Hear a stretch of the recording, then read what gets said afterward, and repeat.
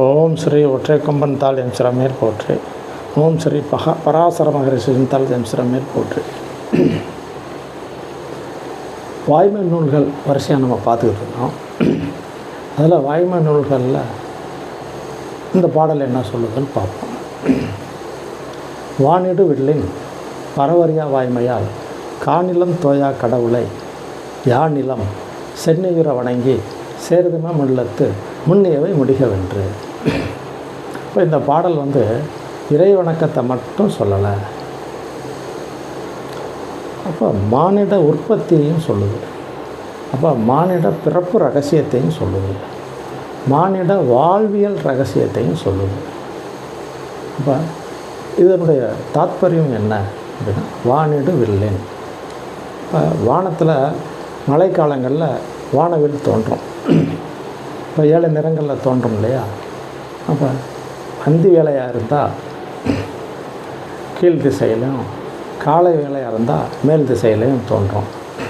அது முழுமையான வட்டம் தான். அது மழைத்துளியோட முழுமையான வட்டம் தான்.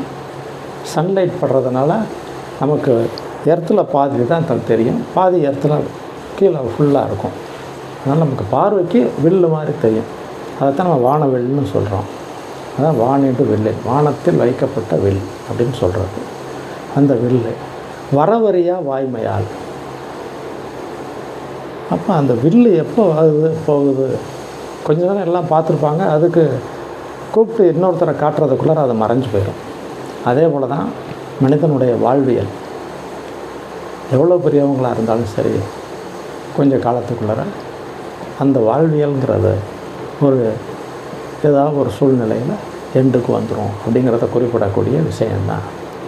வாய்மையால் மானிடு வில்லின் வரவரியா வாய்மையால். வாய்மைத்தன்மை இருக்கிறதுனால தான் இறைவனாக இருக்கிறான். நீதித்தன்மை வேறு, வாய்மைத்தன்மை வேறு. ரெண்டும் பார்க்குறதுக்கு ஒன்று போல தான் இருக்கும்.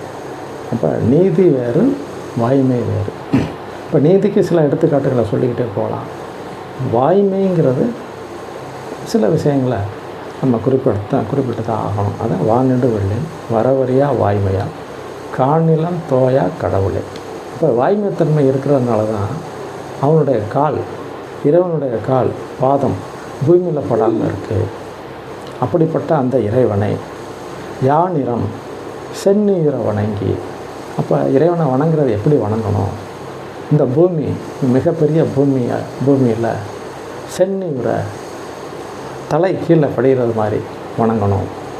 இப்போ ஆண்களாக இருந்தால் அஷ்டாங்கமும் விழுகிறப்போ வணங்கணும். பெண்களாக இருந்தால் சஷ்ட அங்கங்கள் விழுகிற மாதிரி முட்டி போட்டு வணங்கணுங்கிற விதி.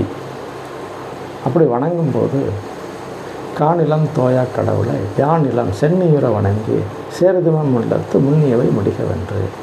அப்போ உள்ளத்தில் இருக்கக்கூடிய நியாயமான கோரிக்கைகளை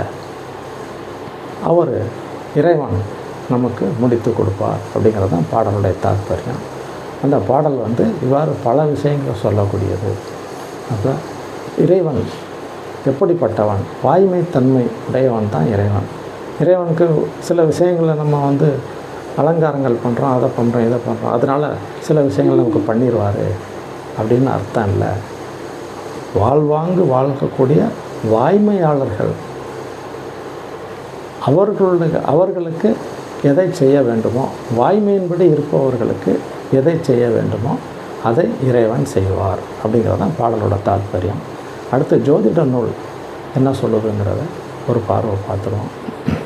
இறை வணக்கம், அப்புறம் லக்கின பலன்கள்னு சொல்கிறோம் இல்லையா?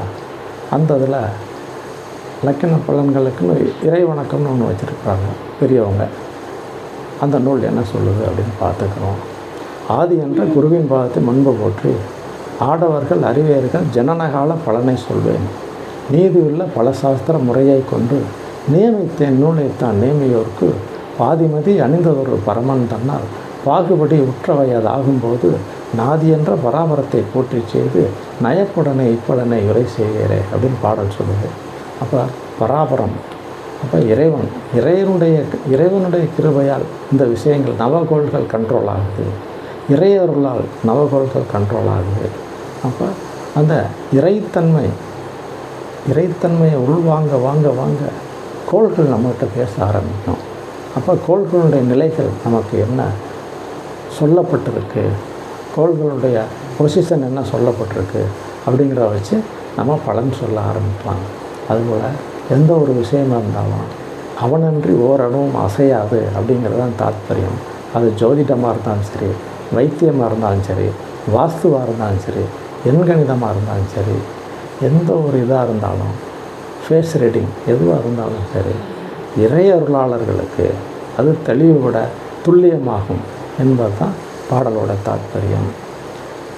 உங்களுக்கு ஏற்படக்கூடிய ஜோதிட சந்தேகங்களுக்கு நம்மை தொடர்பு கொள்ளலாம். உங்களுடைய நண்பர்களுக்கு